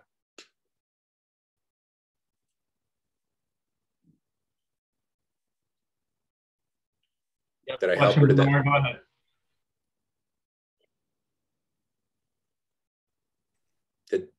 And that's like what I was saying earlier. When I see those type of external boxes, I think of like a server room at like a phone company or something, where I know that each one of those little small boxes is a drive. So if I got one, I'm putting all my data on that one. Okay, instead of holding all that data on that one, I want to secure it and then make sure I have enough room to add more data. So I'm gonna put it on drive 2. And then with the parity, which is drive 3, which goes to the RAID 5, that's just still adding up all that data. And then if one fails, drive 3 has already saved 1 and 2 already. Basically the way I look at it. I don't know if I'm making it the right terms, but just the way that I look at it, you know what I mean? So I mean, initially it's getting it to where you can understand it and it makes sense. Yeah. So it makes sense. If we need to adjust terminology later, we can do that. I guess. So yeah, no, I mean, it gets it. I mean, as long as it's the concept is getting in your head and it makes sense. Can I say something real quick? Absolutely. Yeah. Can you slide over to the RAID 0? RAID 0. The next one. Just go to the next one. So here's what might help you guys understand it a little better, because I don't want you to get confused. RAID 0 is striping. So that pretty much means that for RAID 0, it's strictly performance. Like that when you're using RAID 0, it's because you want your hard drive to read faster. You're getting extra storage, but you're not getting any redundancy. So if one drive fails with RAID 0, you're gonna lose all your data. You can't rebuild it. Stephen, you have a question? Yeah, since you said that, it kind of brought the term to mind. I don't know if it relates. They said something about just a bunch of disks. Right. So like it's like a different term for it. Are you speaking about RAID 0 specifically? Yeah, I remembered reading it said something about just a bunch of disks where you just have them all together, but they're not mirrored.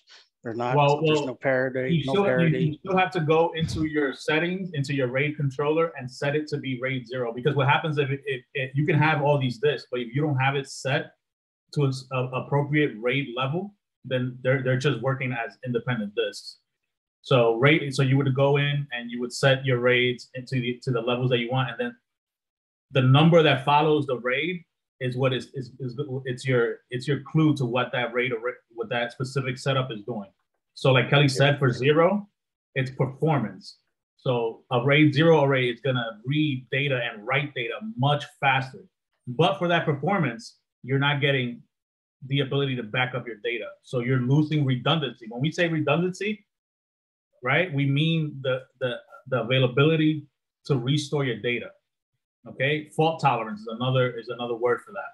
Yes. Right, because if one thing fails with RAID 0, you lose your entire data. When you go to RAID 1 is mirroring or duplexing. This is where you get that, you know, where you get like a carbon copy of your data.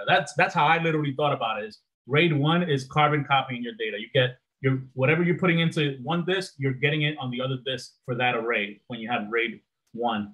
And then RAID 5, is that the next slide, Kelly? Yeah. Okay. So RAID 5 goes back to the striping, meaning that you get that you get that boost in performance because you're getting that speed, that, you know, the added speeds of writing and reading, and is using parity, right? Is using parity to be able to reconstruct your data. So that's why you need at least 3 drives for RAID 5. All right, so you get fault tolerance of 1 drive, and we just went over fault tolerance, which we know. Which is how much you can lose before you lose everything. Right, and for RAID 5 is 1. So if one drive fails, you can still rebuild the rest of it because it's using that parity bit to, you know, and to tell you what you're missing in the system that failed, in the drive that failed. So yeah, RAID 0 is performance. RAID 1 is backup. Redundancy. Right? These are the things you want backup.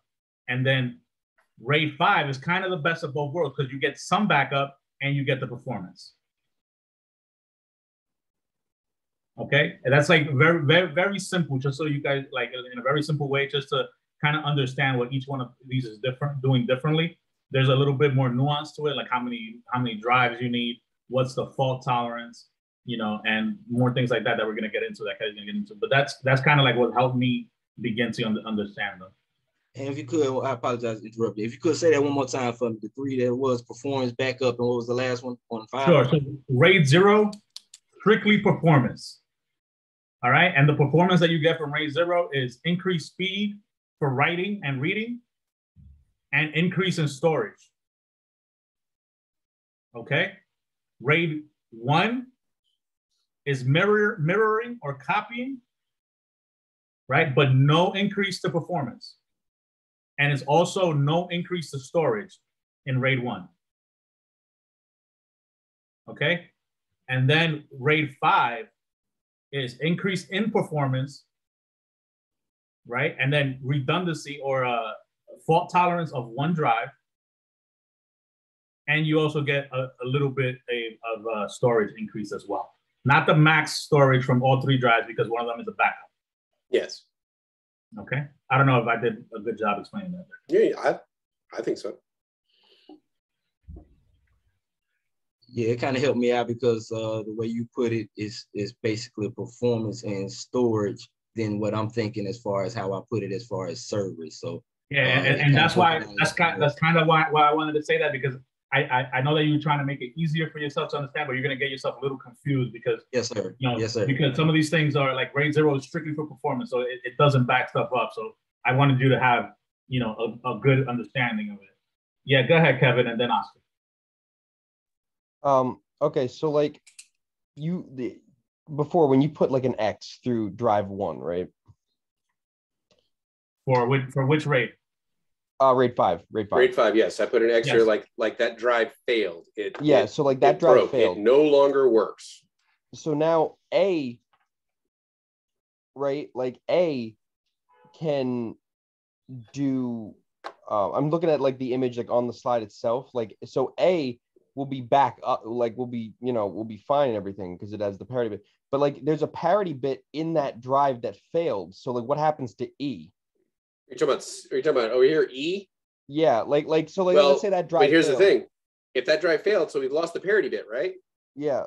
But we still have all the data. Oh, that's okay. So yeah, okay. So that drive wasn't even like affected. Yes. So the rest of this section wasn't even affected because we lost the parity bit. Oh well, we still have all the data. Okay, the ones so where we it's lost only the for data. Yeah. When the ones where we lost the data, we use the parity bit to reconstruct what we lost. Okay. Okay. That cleared that all up for me. Thank you. Not a problem. Yeah, Oscar. Yeah, going back to, I think something Stephen had said earlier, when you have multiple disks in a RAID array, they all appear as one drive.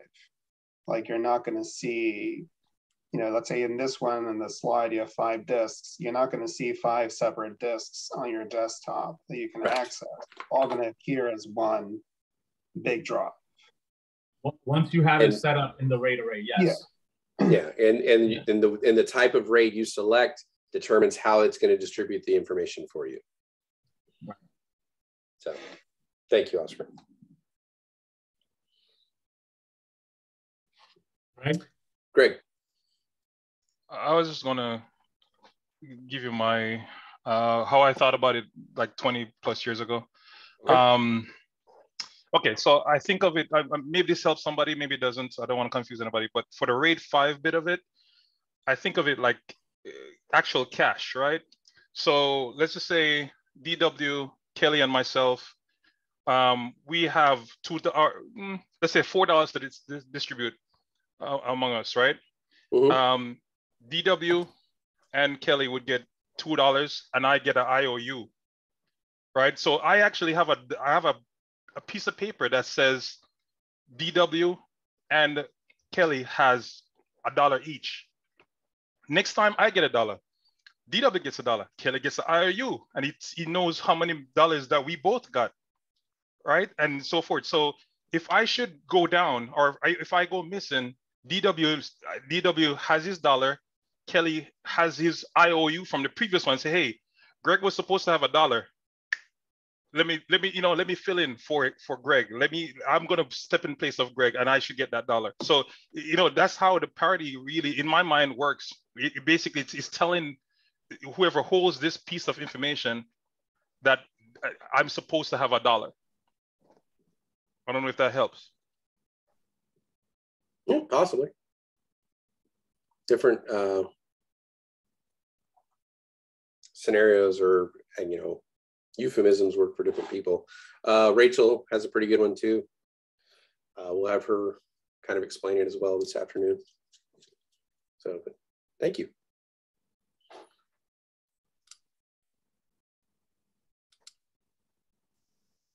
All right. Did you have another question, Oscar, or are you good? And for you guys who are worried that you don't have any way to practice with RAIDs, no worries. Test Out provides multiple labs on RAID. You're welcome. So you will get practice. And again, this is the first time you're exposed to it. It seemed, a lot, majority of people, when they look at this, they're like, what? Geez, it doesn't quite make sense right off the bat. But as you work with it a little bit, it starts to make more sense. I used to actually draw out these RAID arrays every morning and every day at lunch while I was in the cohort. There were certain things that I would do every day to try to embed it in my memory for different pieces of information. RAID arrays was one of them, where I would come in and I would write RAID 0, RAID 1, RAID 5, RAID 10. And then I would draw out what it looked like. Just, it didn't have to be overly complicated, just a real simple drawing to embed in my mind how the data is distributed across each of these systems. So I would do a 2-silo one for, I gotta turn off my annotator here. So I would do, a 2-silo version for my RAID 0. I would do a 2-silo version for RAID 1. And this, helped embed it in my mind that, it had no fault tolerance because you lost half your information. It was faster because you're utilizing the speed of 2 drives. There's no redundancy, but it is faster, and it stripes across the 2 drives. And then mirror, I would do the same thing. I would get to RAID 5, I would do a 3-silo or 3-drive drawing, and I would write it out. That was just something I did, because there were certain things that were just, rote memorization that I had to get in my head. And that was the best way for me. So each day I came in, I would just draw these out. It took me like a minute. But, you know, it was just something I did repetitively until I knew it. And once I knew it, then I didn't have to do it every day. So it was just one of those study techniques that I used.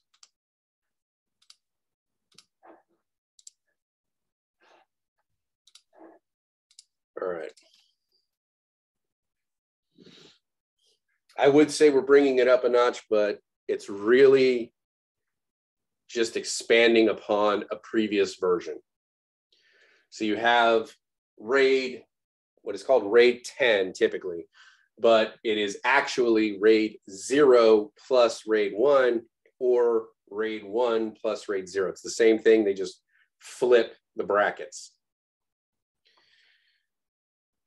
So in order to accomplish this, as we're essentially using both a RAID 0 and a RAID 1 at the exact same time, we need a minimum of 4 drives in order to accomplish this. So RAID 0, we need 2. RAID 1, we need 2. RAID 5, we need 3. RAID 10, we need 4. This allows us to achieve the benefits of speed, get some increased capacity, and redundancy all at the same time in this particular setup. So basically what you're doing is you're having a RAID, like a RAID 1 scenario right here. You can see that where you have A1, A1, A2, A2, or excuse me, where whatever is in disk 1 is mirrored in disk 2, and it is in a RAID 1 setup. You have another RAID 1 setup right here where disk 3 is an exact mirror of disk 4. And then you're striping across these 2 sets of RAID. So bit 1 goes here, bit 2 goes here, bit 3 goes here, bit 4 goes here. So you have a mirrored set and a mirrored set, and then you're striping across those 2 sets. Does that make sense? Exactly, you do lose half your storage. So yes, yes, Oscar.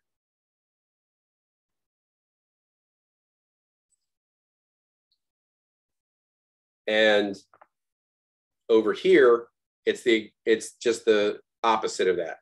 So what you have is a RAID 0 where you're striping across disk 1 and disk 2, and then you duplicate that striping across disk 3 and disk 4.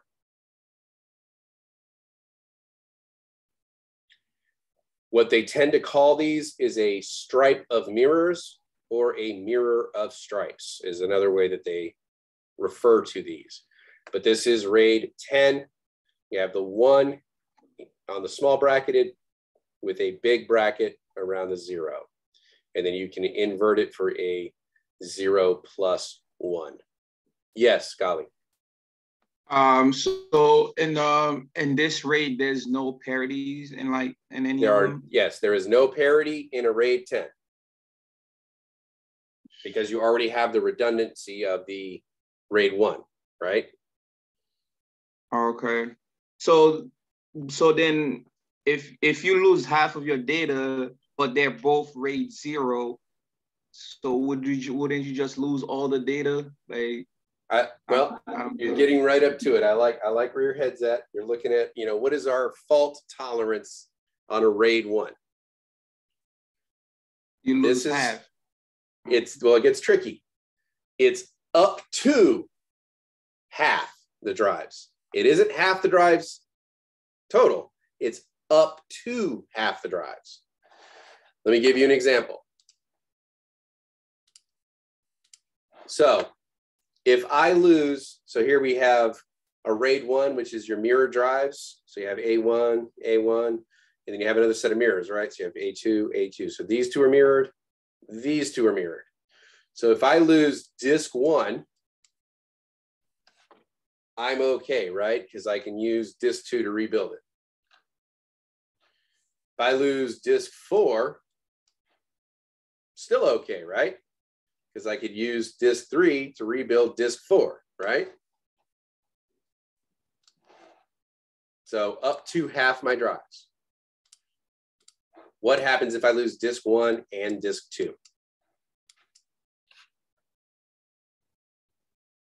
You still got this 2 or 3 to rebuild those. Okay. Oh, I only have bits 2, 4, 6, and 8 over here. I don't have 1, 3, 5, or 7. So, yeah. So if I lose these 2 drives, I'm not okay. Yeah.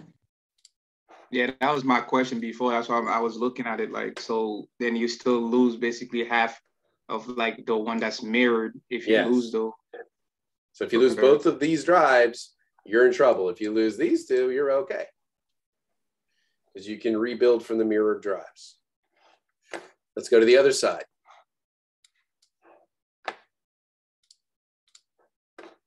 If I lose drive 1 over here, I'm okay. I can rebuild it from drive 3, right? If I lose drive 4, I'm okay. Because I can rebuild from drive 2.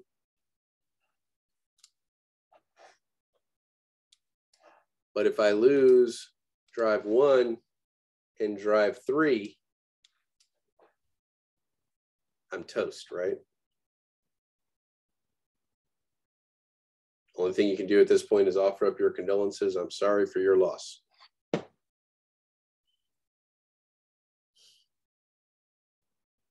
So that is why they say you can lose up to half, because it depends specifically on the drives you lose, whether or not you're okay.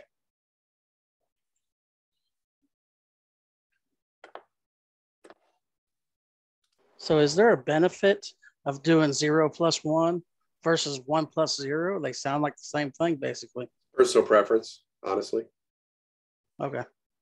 That's all it is. It's a distinction without a difference. It depends on your base too, and the server type you use, because like the server I have here, I have a RAID 10. Okay, are you going to get into hot swaps and warm swaps or anything like that? On the RAID arrays? Mm-hmm. No, not typically. That's more of a Network Plus issue. Okay, all right.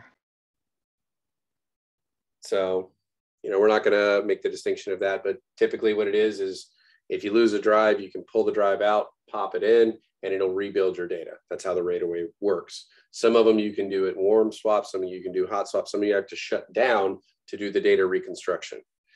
But again, that's more of a Network Plus issue, not so much an A+ one. Gotcha. So the only reason you would use those is only for just the speed, Well, no, the most common of the 4 is RAID 5. I was gonna say, because that's I've seen the best option is RAID 5. Yeah, RAID 5 is your most common. However, if you have extremely sensitive data, you want a little bit more of a redundancy than just a single drive failing. So you would typically go with something a 1 plus 0 or a 0 plus 1 if data integrity is of extreme importance. Okay. So there are reasons you would use a RAID 10. But again, for personal users, small business, the most common one you will see will be the RAID 5. Gotcha. Although RAID 6 is becoming very popular, I won't burden you guys with that one. I say there's a RAID 6. There is a RAID 6. I won't burden you guys with that one. All right. Any questions so far? I do have a video by a channel called PowerCert. He sums up the RAID stuff really well. Has pretty good visuals as to how it breaks down. We'll probably show it if we have time at the end of this technical session. If not, and regardless, I will put it in the class channel as well. Please take a screenshot of this page. This gives you a quick breakdown. RAID 0, minimum drives, number of drives that can fail. For 0, 1, 5, 0 plus 1, and 10.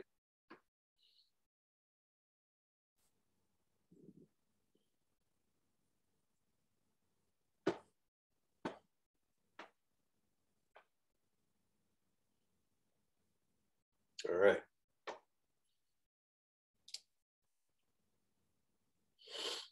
Now we'll talk about some of the distinctions between what is called a hardware RAID and a software RAID. Hardware RAID is kind of like what we showed in the beginning, where it was like that little cabinet, you had a bunch of them shoved in there. That's considered a hardware RAID. It has built-in software and controller chips. It has its own processor, its own RAM, its own BIOS, and it has their own configuration. It allows for what is called hot swapping, so you can pull out the drives and you know, put in new ones without shutting the system down.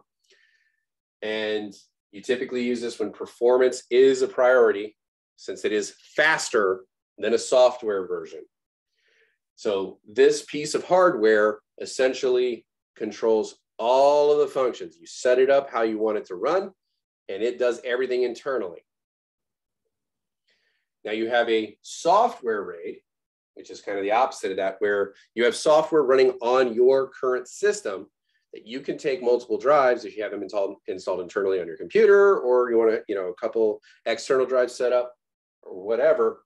You can use your operating system to perform these RAID functions. And this is part of what you'll be doing with regards to test out. So Windows Server has a program that does this. Windows 7 and 8, disk management can do RAID 0 and 1. 8 and 10 can do 1 and 5. And it's something that you can put in place that is significantly slower than a hardware RAID. But, you know, when price is an issue, you want to go with the least expensive option. This is a good option for you. So it would give you the price benefit over the performance. So that is mainly the two. Hardware, it is a physical piece of equipment that does it all for you. Software, it's done by your operating system. It's the main distinctions. Mr. Kelly, with the software RAID, doesn't that take up the space of one of your drives also to operate that? Depending, well, I mean, if you're installing multiple drives, you don't have to set up all of your drives to be RAID. If you have like 4 hard drives installed on your desktop, you can just set 3 of them to be RAID, and then 1 to be just a standard drive.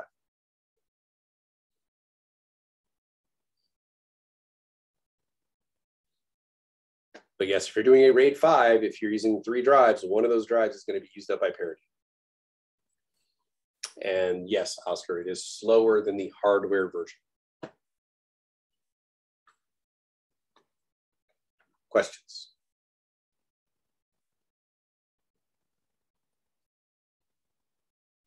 This is always a quiet one. All right. Getting away from RAID, getting back into the wonderful and, you know, less stressful world of just plain old hard drives. Some factors that we want to consider when purchasing a hard drive. The more storage that you're asking for, the higher the price. It's the way it goes.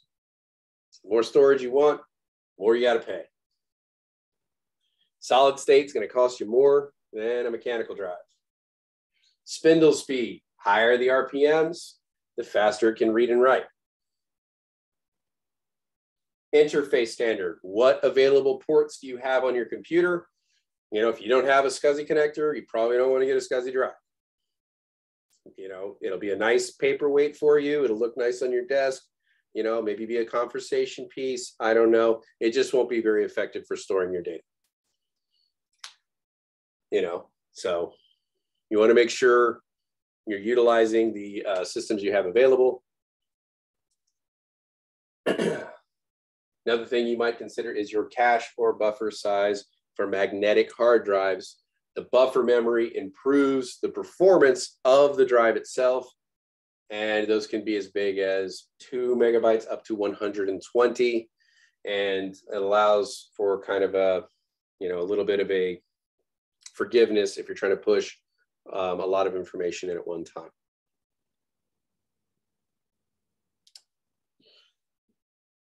Installing a hard drive. Shut down the computer and unplug it. What's our next step after that? Always. Press the power for 5 Press the seconds. power button for 5 seconds. Press the power button for 3 to 5 seconds. Oscar just assumes to point authoritatively at the computer until it allows. All right. After that, you can remove the computer case. You can decide which bay will hold the drive. Examine the location of the drive bays, the length of the data cables, all that kind of fun stuff, because we want to make sure everything will fit, and we don't want it looking like a bird's nest when we open up our computer. Cable management, because we're professionals. For a stationary bay, slide the drive in the bay using a screwdriver. Usually some of them secure with clips, but older systems will use screwdrivers. Secure the one side of the drive with 1 or 2 screws. Also, you're going to decide, hopefully prior to this, which SATA or Ide connectors on the board you will use. You will connect your pins. Make sure to hook up power as well. Verify all of your connections. Once you're good, close up your system, turn it on and pray. Make sure you get past post. Here's kind of a look where you see here is a hard drive that's being secured with screws, and here is another mechanism that secures it with clips or tabs. So just a quick visual on that.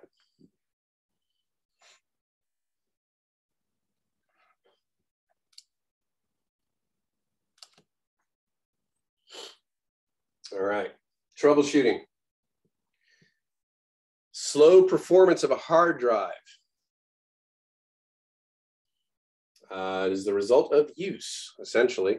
Writing and deleting data from a magnetic hard drive. One way to actually help improve this is to run a defragmentation tool. This is on a mechanical drive only. We do not run defragmentation tools on solid state drives. You can actually damage them if you do that. So we run defragmentation on the mechanical drive. What that typically does is it takes all the little clusters of data that are meant to be together, and it moves them so that they're sitting next to each other rather than being scattered across the entire disk. When we get to allocation tables a little bit later, we'll talk about how information is written to a drive, so it makes sense as to why you would need to run a defragmentation tool. But if you put all that information together, the drive head is not having to look all over the platter to find the pieces of information it needs to give you the information you want, so it operates faster. The other thing is, if you're running out of RAM and all of a sudden your hard drive or your computer is having to read and write to your hard drive a lot using the, what are the 2 names we call it? Where we have that virtual RAM. So what are the 2 names we use for it? Types of memory.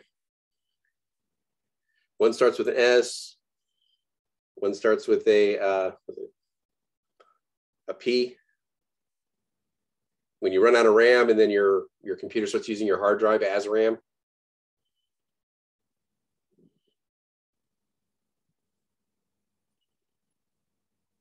There we go, paging file or a swap file. There we go. So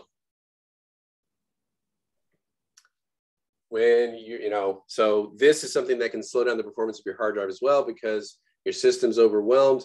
It doesn't have enough RAM to do its activities that it's needing. It's using your hard drive. It's reading and writing to your hard drive really quickly. So if you hear your hard drive going nuts, it's typically using your hard drive as RAM, and that's that paging or swap file. So that can slow you down. Problems during boot. If the UEFI or the BIOS cannot locate that hard drive at post, it will display an error message. If this happens, especially if it's right after you've connected a drive or taken the system apart, put it back together, reattach those drive cables because maybe they just weren't seated properly. That happens way more often than you would think. Inspect the drive for damage and the pins. Make sure you didn't kind of push the connector in offset a little bit and bend your pins, because that also happens quite frequently. Listen to the drive when the computer's booting up. Is that magnetic or is that mechanical drive spinning up? Do we hear it starting up? Check your cable for frayed edges, bends, other damage. Then go into your UEFI, check your setup for BIOS, or check your setup for errors for the hard drive configuration. It may not recognize that type of hard drive. It may require you flashing the BIOS so that it can recognize that type of drive. That does happen.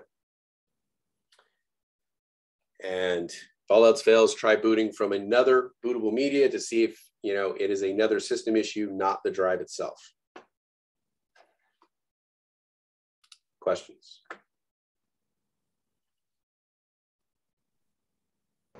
I have a question, but it's back to installing hard drives. It doesn't, not this, but if I were installing, let's say I had 3 drives, right? Okay. And I were installing into my PC and it had 5 slots available.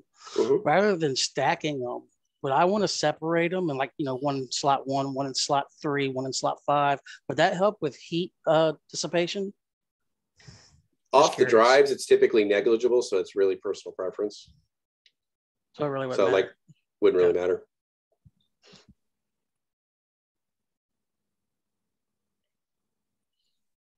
Any other questions? Comments? Concerns? All right. Well, we can now breathe a big sigh of relief. We have come to the end of this technical session. We should now be able to describe the purposes, types, and characteristics of storage devices, like our flash memory or mechanical drives or solid state drives, optical drives, hybrid drives, tape drives. Should be able to compare and contrast the various connection and interfaces for the drives: USB, eSATA, FireWire, SATA, Scuzzy, PCIe. Explain the purposes and types of RAID. I know this is all of your new favorite subject. Describe the process for installing storage devices. And lastly, identify some common hard drive problems and how to solve them.